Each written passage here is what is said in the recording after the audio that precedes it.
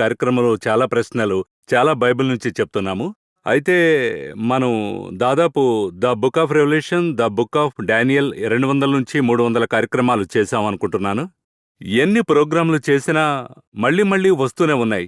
ప్రేక్షకులకు ఈ 2 సబ్జెక్ట్స్ చదవాలంటే వారి జీవితం సరిపోదేమో అంటున్నారు. మీరు ఆ సబ్జెక్ట్‌లోనే ఉన్నారు.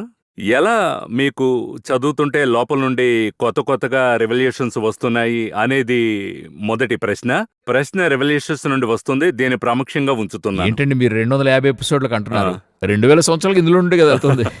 2000 సంవత్సరాలు. 2000 సంవత్సరాలుగా డానియేలు రెవల్యూషను ధ్యానించి ముగించలేక ఇంకా ఓల్డ్ దాన్ని కనిపెట్టలేకపోతూ ఒట్టి 22 అధ్యాయాలు, అందులో 12 అధ్యాయాలు, మొత్తం చేరిస్తే 34 అధ్యాయాలు. ఈ 34 అధ్యాయాలు 2000 సంవత్సరాలుగా ఇంకా ముగించలేకపోయి అందరూ కమెంట్రీస్ కూడా రాసి ముగించారు. అయినా అందులో నుండి రెవల్యూషన్స్ వస్తూనే ఉన్నాయి. అంటే యేసు ఒక మాట చెప్తాడు యోహానును చూసి.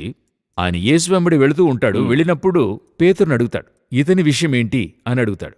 అప్పుడు యేసు అంటాడు, నేను వచ్చు వరకు ఇతనుండుటకు నాకు చిత్తమైతే నీకు ఏంటి అని అడుగుతాడు. అది కొంతమంది రాంగ్గా తీసుకుంటారు. యోహానొచ్చి ఎన్నటెన్నటికి జీవిస్తూ ఉంటాడు అనేటువంటిది. దాని అర్థము ఒక స్పిరిచువల్ మీనింగ్గా నేను ఏమనుకున్నానంటే, యేసుక్రీస్తు వచ్చు వరకు, యేసు వచ్చేంత వరకు ఆ కాలఘట్టము 2000 సంవత్సరాలుగా లైవ్గా ఒక బుక్ ఉండబోతుంది. దానికి ముందున్నవన్నీ కూడా లెటర్స్ రాస్తున్నారు. ప్రాఫెసీస్ ఉన్నాయి. 100% ఒక ప్రాఫెసీ క్రైస్ట్ వచ్చేంత వరకు ఒక 2000 ఇయర్స్ జర్నీ ఉన్న ఒక బుక్ రెవల్యూషన్. సో అది రాయబోయేది ఇతనే. సో ఇతని పేరు ఆ విధంగా ఉంది అంటే మిగతా వారి పేరు ఉండదు అని చెప్పడం లేదు. అర్థం చేసుకుంటారనుకుంటా. ఈ బుక్ 2000 ఇయర్స్ లైవ్గా జరిగే ప్రతి సంభవాన్ని చెప్తూనే ఉంటుంది. సో ఈ బుక్ యేసు వచ్చేంత వరకు లైవ్గానే ఉంటుంది. విచ్ మీన్స్ మనమైతే ఇకపై జరగాల్సిన విషయాన్ని మనం న్యూస్ పేపర్లో చూడనవసరం లేదు, టీవీ ఛానల్లో చూడనవసరం లేదు. బైబిల్ చదివితే చాలన్నమాట. అవును. ఇప్పుడు ఏషియాలో కొన్ని ప్రాఫెసీస్ ఉన్నాయి. అవి నెరవేరి ముగిశాయి కదా. ఇప్పుడు యేసు కన్యక గర్భాన జన్మిస్తాడు, శిలువకు కొట్టబడతాడు. ఈ ప్రాఫెసీస్ ముగిసిపోయాయి. ఇవి ఉంచుకుని మనం ధ్యానిస్తున్నాం. అప్పుడు ఆ ప్రాఫెసీ ముగిసినట్టయితే ఆ బుక్కుకైనా ఆ యొక్క పని లిటరల్గా ముగిసింది. బట్ దానిని ఉంచుకుని ధ్యానించి కొన్ని విషయాలు చదువుతున్నాం. అవసరం లేదని కాదు, అది ముగిసింది. ఇందులో ఉన్న ప్రాఫెసీ యేసు వచ్చేంత వరకు ముగియదు. సో అంతవరకు ఈ బుక్ ఎలాగుంటది? అలైవ్గా ఉంటుంది. సో అందువల్ల ఆ మాట ఆ విధంగా ఈ బుక్ క్రైస్ట్ వచ్చేంత వరకు ధ్యానించే తీరాలి, వస్తూనే ఉంటాయి. నేనొక మిస్టేక్ చేశాను. ఎప్పుడని అడిగితే, మినిస్ట్రీ 6 దినాల్లో అప్పుడు అంతటి మెచ్యూరిటీ కాదు, ఇప్పుడు కొంత తక్కువే. అప్పుడు పూర్తిగా లేదనుకోండి. అప్పుడు ఒక 4 మెసేజ్లు ఇందులో తీయడం జరిగింది. 4 మెసేజ్లు అయిన తర్వాత అంతకుపైన ఇందులో ఏముంది? అప్పుడు దీని తర్వాత ఇక మినిస్ట్రీలో ఏం చేయబోతాం? ఒక 4 పవర్ పాయింట్ రెడీ చేసి ఇచ్చిన తర్వాత ఇంతకుపైన మాట్లాడటానికి ఇందులో అలాగని ఒక థాట్ ఉంది. థాట్ వచ్చింది. ఒకరోజు ఇదే ప్రశ్న దేవుణ్ణి అడుగుతున్నా. దీనిపైన నేను ఏ బుక్ చదవాలి ప్రభువా? రెవల్యూషన్. అప్పుడే దేవుడు అడిగాడు, అప్పుడు రెవల్యూషన్ ముగించావా అని అడిగాడు. దాని తర్వాతనే దీనిలో నుండి దేవుడు ఒక inch by inch, word by word నేను చెప్తున్నా. ఆ 4వ అధ్యాయము 3వ వచనములో ఇప్పుడు దీనికి దానికి సంబంధము లేదు. ఒక మాటుంది. దేవుడు చెప్తాడు, సింహాసనమందు దేవుడు ఆసీనుడై ఉన్నాడు. దృష్టికి ఆ సూర్యకాంత పద్మరాగము ఆ వజ్రానికి పోలినవాడుగా ఉన్నాడు. ఇంద్రధనస్సుంది, మరకతము వలె ఉండి. ఈ ఒక్క వాక్యాన్ని మాత్రమే ఎన్నో వారాలు ధ్యానించాను నేను. అంతగా ఉంది ఇందులో డెప్త్, పొక్కిషం అంత ఉంది. సో మనమొచ్చి ఈరోజు 250 ఎపిసోడ్లు చేయడం కృప, దేవుని మహాకృప. ఆ భాగ్యాన్ని మనకిచ్చాడు. ఇంకా 2500 ఎపిసోడ్లు మనం ఇందులో చేయొచ్చు. అన్ని విషయాలు విషయం ఇందులో ఉంది. ఇంకా చెప్పాలంటే గత నమోదులో మీరు చూస్తే ప్రొఫెస్టికల్ గా డానియల్లో నుండి ఎక్స్ప్లెయిన్ చేశారు. అయితే అందులో ఒక వర్డ్ ఎక్స్ప్లాయిట్స్ అని ఉంది. అదేలా మనం రెవల్యూషన్ ని చదువుతూ ఉంటే గ్రేట్ ఎక్స్ప్లాయిట్స్ అందులో ఉన్నాయి. విస్తృతంగా ఉంది, ఎంతో ఉంది. అది మనం తవ్వి తీయాలి. మనకెంత వీలు పడుతుందో జీవితకాలంలో త్రవి తీసుకోవడం అంతే. ఆ తర్వాత వచ్చేవాళ్లు మనకు ముందున్నవారు త్రవి తీశారు. ఇప్పుడు మనం త్రవ్వుతున్నాం. మన తర్వాత వచ్చేవాళ్లు రాకడాలస్యమైతే వాళ్ళు త్రవ్వుతారు. ఇది ఒకటే కదా మనకి ఏం చెప్పేది, మనల్ని జీవింపజేస్తుంది. ఇదెందుకు లైవ్గా ఉందంటే మనం లైవ్గా ఉండడానికి. కరెక్ట్. అదే అందులో. ఈరోజు ఒక ప్రశ్న, అదే రెవల్యూషన్కు వస్తున్నాను. పద్మాస్ ఐలాండ్లో అపోస్తలు జాన్ని తీసుకుని వెళ్ళి అక్కడ ఇంకా చెప్పాలంటే ఒక డానియల్కి ఆయనకి ఒక డిఫరెన్స్ చెప్పారు. అందులో ఒక డిఫరెన్స్, ఈయనైతే ఒక సాధారణమైన మనిషి, ఇంకా చెప్పాలంటే నాట్ ఎడ్యుకేటెడ్. అయితే మరి ఫ్యూచరిస్టిక్ గా ఒక బ్యూటిఫుల్ విషయాన్ని చెప్తున్నాడు. మరి ఒంటరిగా ఉన్నప్పుడు దేవుడు రివీల్ చేస్తున్నాడు. అయితే ఆయన దీన్ని డీటెయిల్డ్గా రాస్తున్నాడు. అందులో ఒక ముఖ్యమైన విషయం 7 సంఘాలు. ఈ 7 చర్చెస్ని మనం ఎలా చూడొచ్చంటే పలు విధాలుగా చూడొచ్చు. అయితే 7 చర్చెస్లో మనం ఎక్కడున్నామో అర్థం చేసుకోవచ్చు. అయితే నా ప్రశ్న ఏంటంటే ఈ 7 చర్చెస్లో ఒక్కొక్క చర్చికి ఒక యూనిక్నెస్ ఉంది. అయితే ఈ చర్చ్ ఆఫ్ లొడీషియా కడపటి సంఘం మాత్రం ఒకలాంటిగా ఏది దేవునికి చేయలేదనే ఇంప్రెషన్ వస్తుంది. ఇంకా చెప్పాలంటే ఆ చర్చిని చూస్తే, నమోదైన స్టైల్ని గమనిస్తే ఆ చర్చిని దేవుడు కొంచెం కఠినంగా మాట్లాడుతున్నాడు. అంటే దేవుడు చాలా హార్ష్గా ఉన్నాడు. యాంగ్రీ విత్ ది చర్చిలా నమోదైంది. మనం అలాగే అర్థం చేసుకుంటున్నాము. 7 ఛానల్ గురించి చదివే వారికి ఒక చిన్న ట్విస్ట్ ఉంది.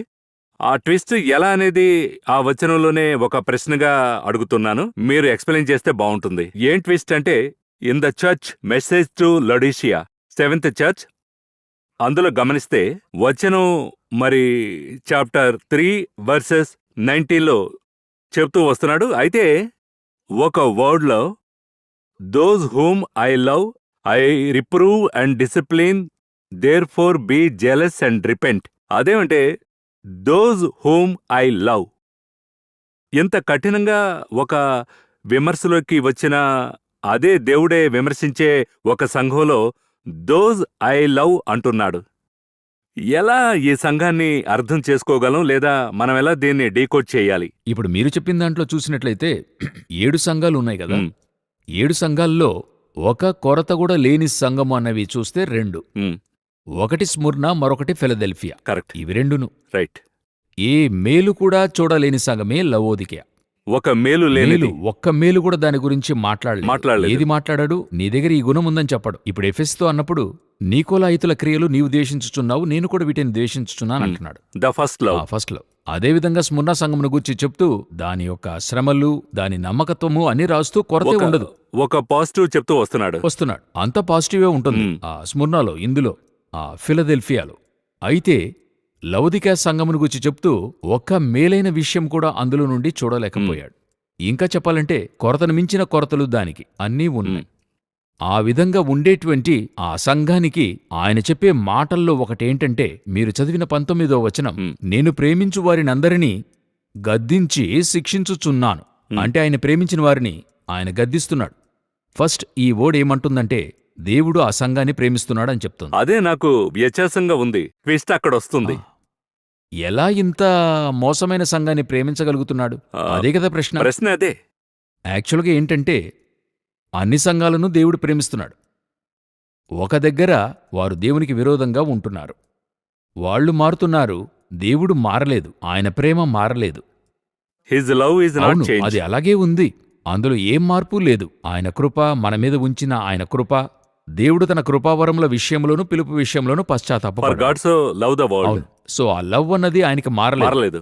ఇప్పుడు ఆ యొక్క సంఘాన్ని చూసి గద్దిస్తున్నాడు. ఫస్ట్ వాక్యం చెప్తుంది 19లో, నేను ప్రేమించు వారినందరినీ గద్దించి ఫస్ట్ కండెమ్ చేస్తున్నాడు, నువ్వు ఇలా చేస్తున్నావు అని. రెండవది శిక్షిస్తున్నాడు. ఆ మూడవది ఏం చేస్తున్నాడని చూసినట్లయితే, జాగ్రత్తగా ఉండి మారు మనసు పొందమని ఛాన్స్ ఇస్తున్నాడు. రిపెంట్ కమ్మంటున్నాడు. ఒకటి కండెమ్ చేయడం. ఇది వచ్చి అనేక మంది, ఇప్పుడు మీరు మీ అబ్బాయిని ఖండిస్తున్నారంటే దూరం నుండి చూసే వాళ్ళకి ఏంటంటే అబ్బాయిని అలా తిడుతున్నారు, చిన్నపిల్లని అలా కదా అడుగుతారు. అయితే మీ వ్యూ నుండి చూస్తే తన తప్పును మీరు సరిచేస్తూ ఉన్నారు, కరెక్ట్ చేస్తున్నాడు. ఎందుకంటే కరెక్ట్ చేయకపోతే వేరే సమస్య వస్తుంది. మీరు అవతల వారి బిడ్డను సరిచేయడానికి, మీ అబ్బాయిని సరిచేయడానికి డిఫరెన్స్ ఉంది. ఇప్పుడు రోడ్లో ఒక అబ్బాయి చెడ్డమాట మాట్లాడితే అక్కడే ఎందుకలా మాట్లాడతామంటాము, ఇప్పుడు అడగడం లేదు. అడిగితే మనల్ని ప్రశ్నిస్తాడు. సో అంతకు ముందంతా ఎందుకు అలా మాట్లాడతాం అని చెప్పి వెళతారు. రోడ్లో వెళ్లి వాళ్ళు చెప్పి వెళ్తారు. అయితే తమ బిడ్డే మాట్లాడితే ఏం చేస్తారు? 2 లాగించి కొడతారు వాళ్ళు. అవునా? వాడి దగ్గర చెప్తారు, సొంత పిల్లోడైతే కొడతారు. ఇప్పుడు దేవుడు ఎందుకు శిక్షిస్తున్నాడు అన్నట్టయితే, ఇది నా యొక్క వధువు సంఘం, ఇది నా కుమారుడు, ఇది నా కుమార్తె, నేను శిక్షిస్తాను ఎందుకంటే నేను ప్రేమిస్తున్నాను. పలు సమయాల్లో శిక్షించడం వల్ల ప్రేమించడం లేదనుకుంటాం. దేవుడు శిక్షిస్తున్నాడని. ఆయన శిక్షిస్తున్నాడు. ఎందుకు శిక్షణ అంటే ప్రేమించడం వల్ల శిక్షిస్తున్నాడు. చెడిపోకూడదు, కాని చెడిపోయాడు, కాని ఇంకా ప్రేమిస్తున్నాడు. మనము ఈ ఉపమానంలో చూడగలము. సూపర్గా ఉంటుంది. ఆ చిన్న కుమారుడు, పెద్ద కుమారుడు, మనం ఆ ఉపమానం చెప్పుకున్నాం. ఆ ఉపమానంలో చూడండి, చిన్న కుమారుడొచ్చి తండ్రి దగ్గర ఆస్తిని పంచి ఇవ్వమన్నప్పుడు తండ్రి అతనికి ఇవ్వననేటువంటి మాటను చెప్పడు. వెంటనే ఇచ్చేస్తాడు. వెంటనే ఇస్తాడు. పంచి పెద్ద కుమారునికిచ్చాడు, చిన్న కుమారునికి ఇచ్చాడు. పెద్ద కుమారుడు అడగలేదు, కాని ఇచ్చేశాడు. అతడు తీసుకున్నాడు. చిన్నవాడు వచ్చి అడిగాడు, అతనికి ఇచ్చాడు. ఎందుకు ఆ తండ్రి అతన్ని గద్దించలేదనుకుంటున్నారు? అలాంటప్పుడు మనం చూస్తున్నాం, ఆ రోజు అడ్వైస్ చేస్తుంటే, ఆ రోజు అడ్వైస్ ఇచ్చి ఉండొచ్చు, ఖండించి ఉండొచ్చు. ఇలా తప్పు చేస్తావు నువ్వు, అయితే అది చెప్పినా అతను వినడు. ఎందుకంటే అతని మైండ్ అంతా పూర్తిగా ఆ లోకంలో అనుభవించడంలో ఉంది. ఫిలప్ అయింది. అది అనుభవించడానికి తండ్రి ఆస్తి కావాలి. ఇప్పుడు తండ్రి ఇవ్వకపోతే అది అతనికి మంచిగానే తెలియదు. నేను అనుభవించి తీరాలి, తండ్రి ఆపుతున్నాడు. కొంతమంది పిల్లలు బిజినెస్ కొరకు ఇన్వెస్ట్ చేయాలని చెప్పినప్పుడు తండ్రులు కొంత కాషన్ ఇస్తారు. అతను తండ్రి దగ్గరే డబ్బు అడుగుతాడు, కాషన్ ఇస్తారు. అది అతను ఎలాగనుకుంటాడో, నా తండ్రి నన్ను డిస్కరేజ్ చేస్తున్నాడు, నా తండ్రి వచ్చి ఒక మోటివేషన్గా మాట్లాడటం లేదు, నేను ట్రై చేసి చూస్తాను. ఆ తండ్రి ఇన్ని చెప్పి డబ్బునిస్తాడు. తండ్రికి 75% ఏం తెలుస్తుందంటే, ఈ డబ్బు రాదు, నాశనమవుతుంది. ఎందుకంటే ఈయనకున్న ఎక్స్పీరియన్స్కి తెలుసు ఇది అతను చేస్తున్న పని సరికాదు, తండ్రి ఇది వద్దు అంటాడు. కొంతమంది పిల్లలు లేదు నేను వెళ్ళి తీరాలి అన్నప్పుడు తండ్రి ఇస్తాడు. ఒక బైక్ కొనివ్వడమే కానివ్వండి, ఆ బైక్ వేగంగా నడుపుతాడని తండ్రికి తెలుసు, యాక్సిడెంట్ అవుతుందని భయపడతాడు, ఇస్తాడు. ఇది తీసుకెళ్లి ఫ్రెండ్స్తో ఖర్చు పెట్టి ఒక దగ్గర కింద పడతాడు, ఆ తర్వాత మరలా హాస్పిటల్లో అన్నీ చేయాలి, అయితే తండ్రి ఇస్తాడు. ఆ విధంగానే కాని ఖండించి ఇస్తాడు, శిక్షించి. మీరిందులో ఇంత చూస్తున్నారు కదా. నేనింతకంటే ఆశ్చర్యపడిన ఒక విషయాన్ని ఆ సంఘంలో చూడగలుగుతున్నా. అదేంటంటే దాని తర్వాత వాక్యాన్ని చెప్తున్నాడు చూడండి, 21వ వచనాన్ని చూడండి. నేను జయించి నా తండ్రితో కూడా ఆయన సింహాసనమునందు కూర్చుండి ఉన్న ప్రకారము జయించు వానిని నాతో కూడా నా సింహాసనమునందు కూర్చుండనిచ్చేదను. నాతో కూడా అంటే ఒక్కొక్క చర్చికి ఒక్కొక్క బ్లెస్సింగ్ ఇస్తున్నాడు. అవును. 7 సంఘాలకు జయించువాడెవడో జయించువాడెవడో జయించువాడెవడో. సరి, ఒక ప్రయోజనము లేని ఈ సంఘాన్ని చూసి న్యాయ తీర్పునే కదా ఇవ్వాలి. అవును, ఇతనికి ఒక బ్లెస్సింగ్ ఇస్తున్నాడు చూడండి. నాకదే ఎంతో ఆశ్చర్యం. ఇంత చేస్తున్న ఒకని దగ్గర నువ్వు ఒకవేళ సరిచేసుకుంటే ఇన్ని బ్లెస్సింగ్స్ నేనుంచాను, మారుమనసు పొందే పక్షములో మనమేం చెప్తాం? బాగుపడే మార్గాన్ని చూడమంటాము, అంతటితో ఆపుతాం. ఈయన చెప్తున్నాడు, ఇప్పుడు ఒక అబ్బాయి చదవలేదంటే ఏం చెప్తాం? బాగా చదువు, లేకపోతే ఫెయిల్ అవుతావు అని చెప్తాం. అయితే ఏం చెప్తున్నాడు? నువ్వు పాస్కా, నీకు డాక్టర్ సీట్నే తీసిస్తానంటున్నాడు. ఎలాంటి ఒక తండ్రి హృదయమో చూడండి. దీనిని మీరు ఇంకెవరి దగ్గర కూడా చూడలేరు, మన దేవుని దగ్గర మాత్రం చూడగలరు. అవును అవును. మనం పాపం చేస్తున్నప్పుడే ఈ పాపం నుండి బయటికి వస్తే నీకు ఇటువంటి బ్లెస్సింగ్ ఇస్తానంటున్నాడు. ఎవ్వరూ కూడా చెప్పరు. ఇంతకీ ఇది 100% ఫెయిల్యూర్ చర్చ్. ఇంకా చెప్పాలంటే ఆ పాపమునే ఆయన మోస్తున్నాడు, మోసి రివర్స్గా బ్లెస్సింగ్ ఇస్తున్నాడు. నిజానికి పాపానికి పనిష్మెంట్ ఇవ్వాలి, న్యాయంగా అదే ఇవ్వాలి. పనిష్మెంట్ కాకుండా రివర్స్ అవుతుంది. అయితే ఇందులో మరొకటి నమోదు చేసి వెళదాం. ఎందుకంటే మనం సంభాషిస్తున్నప్పుడే ఒక కార్యాన్ని చెప్పాలనుకుంటున్నాను. అందువల్ల దేవుడు చూడండి, పాపం చేసిన దేవుడు ఆశీర్వదిస్తాడని అలాగని తప్పుగా తీసుకోకూడదు. ఎందుకంటే ఆ చోట మారు మనసు పొంది, ఖండించి శిక్షించి మారుమనసు పొంది జయించువాడు ఎవడో. అప్పుడు దేవుడు పాపం చేసిన వానికి ఆశీర్వాదం ఇస్తానని చెప్పడం లేదు. నువ్వు పాపాన్ని విడిచి మారుమనసు పొందు. ఫస్ట్ ఖండిస్తున్నాడు, తర్వాత మారుమనసు, నేను నిన్ను ఆశీర్వదిస్తా. సో దేవుడొచ్చి ఆశీర్వదించడంలో అంతగా కాన్షియస్గా ఉన్నాడు. ముఖ్యంగా ఈ సంఘాన్ని చూస్తే ఒక రివర్స్గా చూసేలా, ఒక కఠినంగా హెచ్చరిస్తూ ఇలా ఒక బ్లెస్సింగ్ ఉంది. నువ్వు ఉన్న స్థితిలో వచ్చి నిన్నెలాగైనా చేర్చుకుంటాను. కొన్నిసార్లు పిల్లలు నాన్న దగ్గర అలిగి బయట ఊరికి ఎక్కడికైనా వెళ్ళిపోతారు. అక్కడికెళ్ళి ఇరుక్కుని చిన్న భిన్నమై వస్తారు. తండ్రి చెప్తాడు, నువ్వు తిరిగొచ్చేయి, పర్వాలేదు, పోయినంతవరకు పోని, వచ్చేసి నువ్వు వచ్చే నేను చూసుకుంటానులే అని అంటాడు. ఇటువంటి మాటను ఇంకెవరు కూడా చెప్పలేరు. మన మీద లవ్ ఉండి క్యారింగ్ ఉండే ఒక వ్యక్తే చెప్పగలడు. అది దేవుడు చూపిస్తున్నాడు. నువ్వొచ్చేయి, నువ్వు మారుమనస్సు పొందు, అది ఎటువంటి ఒక బ్లెస్సింగో చూడండి. నాతో సింహాసనం, నాతో ఈక్వల్ చేసుకుంటానంటున్నాడు. చూడండి, పనిష్మెంట్ రావాల్సిన స్థానంలో ఆయన సీట్ ఇస్తున్నాడు. ఆయన సీట్ ఇచ్చి ఆయనతో పాటు కూర్చోపెట్టుకుంటానంటున్నాడు. అవును. అదే నిన్న ఒక స్నేహితునితో మాట్లాడుతున్నప్పుడు హూ ఇస్ యువర్ పేరెంట్స్ అని అడిగాడు. లోక సంబంధమైన పేరెంట్స్ ఎలాగంటే, నీవైతే ఇన్వెస్ట్ చేస్తున్నావు, జనరల్గా అనుకునేదేంటంటే ఆ కంపెనీ బాగా లాభాలొస్తుంటే ప్రాఫిట్ నాకివ్వు, అయితే లాస్లో వెళ్ళిందంటే నాకు లాస్ అవసరం లేదు. సో ఇదేగా వరల్డ్, బాగా ఉందంటే నాకు షేర్, అయితే లాస్ వస్తే లాస్లో షేర్ రావాలి కదా. అవును. అయితే వరల్డ్ ఏం కోరుతోందంటే ప్రాఫిట్ మాత్రమే ఆశిస్తుంది. అయితే ఇక్కడ నెగటివ్గా వెళ్లే విషయానికి ఈయన బేర్ చేస్తున్నాడు, లాస్ ఆయన భరిస్తున్నాడు. లాస్ భరిస్తూ ప్రాఫిట్నిస్తున్నాడు. ఇది ఎలా ఉంది? రివర్స్గా ఉంది. మీరు మాట్లాడుతున్నప్పుడు నాకు ఇంకొక ఫ్రెండ్స్తో ఒక వారితో అలవాటు పడిన జ్ఞాపకం వస్తుంది. మ్, నాకు కొంతమంది ఫ్రెండ్స్ ఉండారు. మేమెంతమంది అంటే ఒక 10 నుండి 20 వరకు ఉండే ఫ్రెండ్షిప్ గ్రూప్ అది. అందులో ఒక 8 మంది పైకొచ్చారు, మ్, లైఫ్లో పైకొచ్చారు వాళ్ళు. అందులో ఒక 4-5 వచ్చి మిడిల్ క్లాస్ నార్మల్గా ఉన్నారు. ఒక 3-4 వర్స్ట్ కండిషన్లో ఉన్నారు. ఇప్పుడు ఒక పెద్ద ఫంక్షన్ జరుగుతుంది. మ్, అందులో చూస్తే ఆ యొక్క వర్స్ట్ పరిస్థితిలో ఉన్న 3 వీళ్ళు పిలవలేదు. ఓహో. మిగతా 17 మందిని పిలిచారు, మ్, వారిని పిలవలేదు. నేను ఆ ఫంక్షన్కి వెళ్ళాను. నేను అడిగాను వాళ్ళు ఎక్కడ అన్నప్పుడు, లేదు వారిని ఇన్వైట్ చేయలేదు కాబోలు, ఎందుకు పిలవలేదు? అప్పుడు నేను వీళ్ళ మధ్య ఒక స్టేటస్ చూస్తున్నాను గదా. మ్, నా స్టేటస్కు తగిన ఒక మనిషి కావాలి. అవును. ఈవెందో నా చిన్ననాటి నుండి పెరిగిన స్నేహితుడైనా సరే, ఇద్దరూ ఒకే స్కూల్లో ఒకే టిఫిన్ బాక్సులు తిన్నవాళ్లే, ఒకటిగా ఆడుకున్నవాళ్లే. ఒక స్టేటస్ అని వచ్చినప్పుడు పక్కన కూర్చోపెట్టుకోవడానికి ఒప్పుకోలేదు కదా. మ్, చాలామంది ఫ్రెండ్స్ అలాగే ఉన్నారు ఈరోజు. చాలామంది అది చూడటం కూడా లేదు. మ్, చెప్తున్నా, అలాగొక మైండ్ని చూస్తున్నా. ఈయన పడిపోయిన వానిని ఎలాగైనా వచ్చి నాతో పాటు కూర్చోపెట్టుకుంటానంటున్నాడు. మ్, ఎలా ఆ, ఇటువంటి ఒక స్వభావం దేవుని దగ్గర లేదంటే నేను లేను. యాక్చువల్గా మ్, నేనొచ్చి ఒక సక్సెస్ఫుల్ అయిన ఒక బిలీవరో, సక్సెస్ఫుల్ అయిన సేవకునని నేను చెప్పను. అందరికున్న బలహీనతలు మాకుంటాయి, అందరికీ మ్. ఉంటాయి. కాని పలు సమయాలలో దేవుడు అందులో నుండి పైకి తీసి నువ్వురా నేను చూసుకుంటా. మీరు కూడా చూడండి, సెకండ్ ఛాన్స్ తీసుకొని వారు ఎవరున్నారు బైబిల్లో? శాంసన్ ఉన్నాడా? డేవిడ్ ఉండాడా? లేక అబ్రహామా? ఎవరుండేరు? యాకోబుండేడా?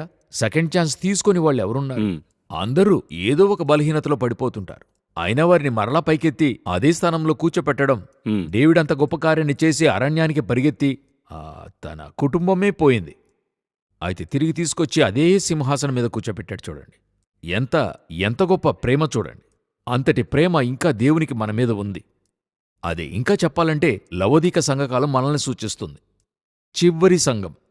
అదే డేవిడ్కి సొంత కుమారుడే అగేన్స్ట్ గా వెళ్ళినప్పుడు ఆయన పైనుండి చూసి, నీ కుమారుడే అగేన్స్ట్ గా అయ్యాడు, నేను నీకున్నాను అని చెప్పేది మిక్కిలి ఓ గొప్పతనం చూడండి.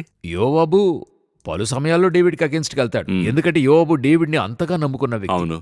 అయితే గాడ్ డేవిడ్కి అగేన్స్ట్గా ఒక్కరోజు కూడా వెళ్ళింది లేదు. మ్, అది డేవిడ్ గాడ్ సైడ్ ఉన్నా సరే, డేవిడ్ గాడ్కి అగేన్స్ట్గా ఉన్నా సరే వెళ్ళిందే లేదు. మ్, అదే అంతటి మారని ప్రేమ. మ్. ఆ యొక్క మన మీద ఉంచినటువంటి ప్రేమ మారనే మారదు. అదే దీని ఎక్స్ప్లెనేషన్. ఇదే సంఘాన్ని కొంచెం ఆ వచనం కింద చూస్తే సరే ఒకవైపు ఈ చర్చిని మనం నెగటివ్గా గమనించే ఒక తత్వం ఉన్నను, దేవుని మహిమగల ప్రేమను గురించి మీరు ఎక్స్ప్లెయిన్ చేశారు. అది డీటెయిల్డ్గా ఉంది. ఇంకా చెప్పాలంటే ప్రేమిస్తున్నాను అనే వర్డ్ ఒక యూనిక్ అయిన వర్డ్గా ఉంది. అదే వచనం ఇంకొంచెం కింద గమనిస్తే 22లో he who has an ear let him hear what the spirit says to the churches. అప్పుడు ఈ సంఘానికి ఆత్మ సంఘంతో మాట్లాడుతున్నాడు. అయితే ఇప్పుడు ఏంటంటే వినే విధానంలో ఉన్నామో లేదో ఆయన మాట్లాడుతున్నాడు. ఎలా దీన్ని మనం కరెక్ట్గా క్యాచ్ చేసి అండర్స్టాండ్ చేయాలి? ఆయన మాట్లాడుతున్నాడు, అయితే వీరు వినలేదు, లేక ఆయన మాట్లాడుతున్నాడు నాకు వినబడలేదు అని చెప్పేవారికి మనం ఏం చెప్పాలి? ఈ 7 సంఘాలకి మాట్లాడుతున్నప్పుడు మ్, పరిశుద్ధాత్ముని యొక్క మాట్లాడే విధానాన్ని చూసినట్లయితే మ్, 7 తన్మయాలు ఉంటాయి. మ్, ఇప్పుడు ఉదాహరణకి ఎఫెస్తో మాట్లాడుతున్నప్పుడు అతని దగ్గర మేలుంది, కీడు ఉంది. మ్, సో అతనితో మాట్లాడేప్పుడు కీడును విడువుము, మ్, లేకపోతే నీకీ తీర్పు జరుగుతుంది. మారుమనసు పొందని పక్షములో నీ దీపస్తంభమును తీసివేతును. కండిషన్. కూర్చిన ఒక కండిషన్. అదే సమయంలో బ్లెస్సింగ్స్ చెప్తున్నాడు. మ్, నువ్వు ఇలాగున్నావు, జయించువానికి దేవుని పరదేశంలో ఉన్న జీవవృక్ష ఫలములు భుజింపనెత్తును. తర్వాత స్ముర్నాకొస్తే ఈ యొక్క టాక్ ఉండదు. స్ముర్నాతో ఆయన ఎలా మాట్లాడతాడంటే తన దగ్గర ఉన్నటువంటిది ఒక 100% పర్ఫెక్ట్ చర్చ్. మ్, కొరతే లేదు, ఖండించాల్సిన అవసరమే కనబడదు. తనతో ఏం చెప్తున్నాడంటే తన యొక్క పరిస్థితిని మాట్లాడుతున్నాడు. నువ్వు శ్రమలో ఉన్నావు, దరిద్రతలో ఉన్నావు. ఇతని కంఫర్ట్ చేసి మాట్లాడి ఆ కంఫర్ట్ మధ్యలో నువ్వు ఉండు, కొన్ని రోజులు కష్టపడు, నీకొచ్చే బ్లెస్సింగ్స్ ఏంటి అన్నది చెప్తున్నాడు. ఇప్పుడు పెర్గెము వారైతే వారి దగ్గర డాక్టరీన్ సమస్య ఉంది. తుయతైరా వారి దగ్గర ఒక డాక్టరీన్ ప్రాబ్లం ఉంది. తిరిగి మీరు ఫిలదెల్ఫియా దగ్గరకొస్తే ఫిలదెల్ఫియా వారి దగ్గర అటువంటి సమస్య ఉండదు. సార్దీసులో ఇంకొక సమస్య ఉంటది. చచ్చిన సంఘం ఏది చెప్పినా వినని ఒక సంఘం. ఇలా ఒక్కొక్కరితోనూ ఒక్కొక్క విధంగా మాట్లాడాల్సి ఉంటది. పరిశుద్ధాత్ముడు అందరితో ఒకే టైప్ కాదు. అయితే ఇప్పుడు లవోదీకతో మాట్లాడుతున్నప్పుడు ఏం సమస్య అంటే, ఇతనితో బ్లెస్సింగ్ గురించి మాట్లాడటానికి ఆస్కారమే లేదు. ఒట్టిగా వారితో గద్దించే విషయాలే మాట్లాడాల్సి వస్తుంది. ఎందుకంటే వీళ్ళందరూ 100% కరప్టెడ్ చర్చ్. ఇతని గురించి మాట్లాడుతున్నప్పుడే మొదటి నుండి వీళ్ళని గురించి చెప్తూ ఏమంటున్నాడంటే, చల్లగానైనా వెచ్చగానైనా లేవు, చల్లగానైనా వెచ్చగానైనా ఉండిన మేలు, లేకపోతే నిన్ను నా నోటి నుండి ఉమ్మి వేస్తానని అంటున్నాడు. తర్వాత చెప్తున్నాడు, నీవు దౌర్భాగ్యుడవును, దిక్కుమాలిన దరిద్రుడవు, గుడ్డివాడవు, దిగంబరుడవు. ఎంతగా తిడుతున్నాడో చూడండి. అతని కొరతలన్నీ కూడా చెప్తూ ఉన్నాడు. ఇప్పుడు ఇతనితో మాట్లాడుతున్నప్పుడు ఇతన్ని ఖండించి మాట్లాడాలి. ఇతను ఖండించినప్పుడు ఇతను నలిగిపోకూడదు. అలా జరుగుతుంది. కొంతమంది చూడండి, పాపం చేసిన వెంటనే చర్చి వదిలి వెళ్ళిపోతారు. వెళ్ళి రారు చర్చికి. మళ్ళీ పాస్టర్లు పిలిస్తే కూడా రారు. వాళ్ళు దానికి వేరే కారణం చెప్తారు, చర్చి ఇలాగలాగని. అసలు కారణం ఏంటంటే, అతను చర్చిలోనికి రావడానికి అతనికి ఇంట్రెస్ట్ లేదు. ఆ ఇంట్రెస్ట్ పోయింది. ఆ ఇంట్రెస్ట్ పోనివ్వకుండా, చర్చి వదిలి వెళ్లకుండా అతన్ని చూసుకోవాలి. ఇలాగుండాలి ఇక్కడ. రెండవది, అందుకని ఇతన్ని బాగా రాసి పూసి చర్చి వదిలి వెళ్ళకూడదు. ఈరోజు చాలామందిని చూడండి, చర్చి వదిలి విశ్వాసి వెళ్ళకూడదని చెప్పి ఖండించకుండా ఉంటారు. పాపం గురించి మాట్లాడరు, ఓన్లీ బ్లెస్సింగ్. ఇది కూడా మిస్టేకే. ఇప్పుడు ఈయన ఖండన గురించి మాట్లాడాలి, అదే సమయంలో విరిగిపోకూడదు, చర్చి వదిలి వెళ్ళిపోకూడదు. బ్యాలెన్సింగ్ అన్నీ మాట్లాడి ముగించి తర్వాత చెప్తున్నాడు, ఒకవేళ ఇవన్నీ వదిలి నువ్వు సక్సెస్ అయితే నేను నీకింత బ్లెస్సింగ్ ముంచి ఉన్నాను. ఇది వచ్చి పరిశుద్ధాత్ముడు ఒక్కొక్క సంఘానికి ఒక్కొక్క వ్యక్తితో మాట్లాడేది. ఇందులో మనం ఏం అర్థం చేసుకుంటున్నాం, పర్ఫెక్ట్గా ఉండేవానితో మాత్రం దేవుడు మాట్లాడటం లేదు. 100% కరప్టెడ్ చర్చ్తో కూడా మాట్లాడుతూనే ఉన్నాడు దేవుడు. ఆయన మాట్లాడుతూనే ఉన్నాడు. అదే ఆయన చెప్తున్నాడు, నేను తలుపు నొద్ద నిలుచుండి తట్టుచున్నాను, ఎవడైనను నా స్వరము విని తలుపు తీసిన ఎడల. ఆయన తట్టడానికి రెడీ, ఆయన స్వరం ఇవ్వడానికి రెడీ. వినే చెవి మీకు ఉందా? He has an year, let him here. చెవి గలవాడు వినుగాక. ఇప్పుడు పౌలు వస్తున్నాడు, దమస్కుకు వెళ్లే మార్గములో నేల మీద పడతాడు, దేవుడు మాట్లాడతాడు. అవునా? సౌలా సౌలా నీవేళ నన్ను హింసించుచున్నావు. సౌలుకి వినపడిందా? వినపడింది కదా. అక్కడున్న వారికి వినపడలేదు. వాళ్ళకి ఎందుకు వినపడలేదు? ఒకరే కదా మాట్లాడుతున్నది. అవును, ఎవరికి వినపడాలో వారికి వినపడలేదు, ఎవరు వినరో వారికి వినపడదు. ఇంకా చెప్పాలంటే ఆ అలైన్మెంట్ లో ఉండే వారికి వినపడుతుంది. ఇప్పుడు ఈ రోజు చర్చ్ యొక్క పరిస్థితి ఇదే. ఈ రోజు చర్చిలో సత్యాన్ని మాట్లాడుతున్నారు, ఎంతమంది వింటున్నారు, ఎంతమందిలోనికి మాట వెళ్తుంది, ఎంతమంది మారు మనసు పొందుతున్నారు? ఒక గ్రూపు మాట్లాడటం లేదు. ఇప్పుడు ఆత్మ సంఘములతో చెప్పుచున్నది. పలు సంఘాలలో ఆత్మ మాట్లాడటం లేదు. ఎందుకు? పరిశుద్ధాత్మని యొక్క మెసేజ్ ఏంటని బైబిల్ స్పష్టంగా చెప్తోంది. అది తప్పించి వేరే మెసేజ్ వస్తే అది పరిశుద్ధాత్మ దగ్గర నుండి కాదు. సో అటువంటి మెసేజ్ వస్తున్నప్పుడు అది ఆత్మ మాట్లాడేది కాదు. సరే, అది వదిలేద్దాం. పరిశుద్ధాత్ముడు మాట్లాడి ఎంతమంది వినకుండా ఉన్నారు? ఇక్కడ ఇదే సమస్య. ఇప్పుడు సంఘముతో ఆత్మదేవుడు మాట్లాడుతున్నాడు, చెప్తున్నాడు, హెచ్చరిస్తున్నాడు, మారుమనసు పొందమంటున్నాడు, లేకపోతే బ్లెస్సింగ్ ఇస్తానంటున్నాడు. సరైన మారుమనసు పొందితే బ్లెస్సింగ్ ఇస్తానంటున్నాడు. ఇంతటిని చెప్పి చెవిగలవాడు ఆత్మసంగములతో చెప్పుచున్న మాట వినుగాక అంటే ఏంటి అర్థం? చెప్పాల్సిందంతా చెప్పాను, ఆ తర్వాత నీ ఇష్టం. చెవి గలవాడు లేదంటే అదే చెవి లేదంటే చెవి లేదనే అర్థం కాదు. వినే చెవి లేదు, విని చెవి లేదు, లోనికి వెళ్లడం లేదు. ఎంత చెప్పినా లోనికి వెళ్లడం లేదు. ఇంతకు ముందైనా చర్చెస్లో చూసినట్లయితే కొన్ని చర్చిలలో ఏమీ ఖండించరు. సంఘం నిద్రపోద్ది. 1.5 గంటే ఆరాధన ఉంటుంది. ఎంత మించినా అందులో 20 నిమిషాలే వాక్యం ఉంటుంది. ఆ తర్వాత చర్చ్ అయిపోతుంది. అయితే ఇప్పుడు ఆ సంఘాలలో కూడా 1 గంటసేపు ప్రజలకు సందేశాన్నిస్తున్నారు. ఆ సంఘాలకు నన్ను పిలుస్తున్నారు, పిలిచినప్పుడు నాకెంత సమయం ఇస్తారా అని అనుకుంటాను. అయితే వాళ్ళు చెప్తారు, మీరు 1.5 గంట మాట్లాడండి, గంట మాట్లాడండి. ఓడికి ఇంపార్టెన్స్ ఇస్తున్నారు. అయితే ప్రజలు వింటున్నారా అనేటువంటిదే ఇక్కడ ప్రశ్న. సంఘం వింటుందా? ఈరోజు దేవుడు మాట్లాడుతూనే ఉన్నాడు. అయితే ఒక సమయం ఉంది, ఆయన మాట్లాడని కాలం ఒకటి ఉంటది. He will be silent. అవును, వీళ్ళు వెళ్ళి వెదుగుతూ ఉంటారు. వీరు విలపిస్తారు వాక్యం కోసం. భూమి ఒక దిశ నుండి మరొక దిశ వరకును వెదుకుతారని ఉంది, దొరకదు. అందువల్ల నేనిప్పుడు చెప్తూనే ఉన్నాను. ఏం చెప్తున్నాను? వెళ్ళే సంఘాలకంతా ఈ ఆవు గేదెలకు ఒక స్వభావం ఉంటుంది. అనేక మృగాలకు ఆ స్వభావం ఉంటుంది. అదేంటంటే మొదట గడ్డి దొరికినప్పుడు తింటుంది. ఉమ్, తిని రెండు వైపులా ఏం చేస్తుంది? ఉమ్, నింపుతుంది. కోతులన్నీ ఇక్కడ ఆపి పెట్టుకుని ఉంటాయి. కొన్ని ప్రాణులైతే గొంతు దగ్గర పెట్టుకుని ఉంటాయి. తర్వాత దానికి టైం దొరికినప్పుడు ఏం చేస్తాయి?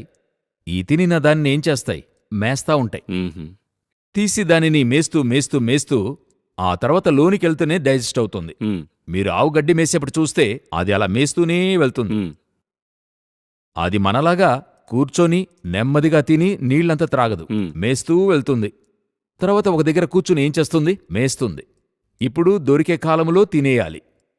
వాక్యం. ఉమ్, ఇంకొక కాలమొస్తుంది. దొరకని కాలమొస్తుంది. పరిశుద్ధాత్ముడు మాట్లాడని కాలమొస్తుంది. అప్పుడు దొరకదు. అప్పుడేం చేయాలంటే ఈ దొరికిన వాక్యం ఏం చేయాలి? మన కార్యక్రమాన్ని గురించి ఒకరు చెప్పారు. ఇక్కడ అది చెప్తే షూటబుల్గా ఉంటుందనుకుంటాను. ఒక తల్లి చెప్పింది, నేను మన ఉపమానములు రహస్యములు అన్నిటినీ రాస్తున్నారంట డైరీలో. అవును. నేను చెప్పాను, నేను యాక్చువల్గా మీడియా మైండ్లో అడుగుతున్నాను, ఎందుకు మీరు యూట్యూబ్లోంచి డౌన్లోడ్ చేసి ఒక హార్డ్ డిస్క్లో స్టోర్ చేసుకుని ఉంచుకోవచ్చు. లేదు బ్రదర్, నేను డైరీలో రాసి నేను నా అబ్బాయికి గిఫ్ట్ ఇవ్వబోతున్నాను. వారికది విలువైందిగా ఉంది. రేపు మీడియా లేకపోయినా గాని మ్. నేను రాసేది మా అబ్బాయి దగ్గర ఉంటది అని ఆ తల్లి చెప్పింది. అందుకు చెప్తున్నాను నేను. సో ఈరోజు ఆత్మదేవుడు మాట్లాడే అవకాశం ఉంది. ఈ కాలమున మనం చెవినిచ్చి వినగలిగినట్లయితే ఇప్పుడు మంచిది, తర్వాత మంచిది, లేకపోతే కష్టం. అదే, let who has an year let him hear what the spirit says to the church. Main విషయం ఏంటంటే ఆయన మాట్లాడుతున్నాడు. మాట్లాడేటప్పుడు మనం మ్యాక్సిమైజ్ చేసుకోవాలి.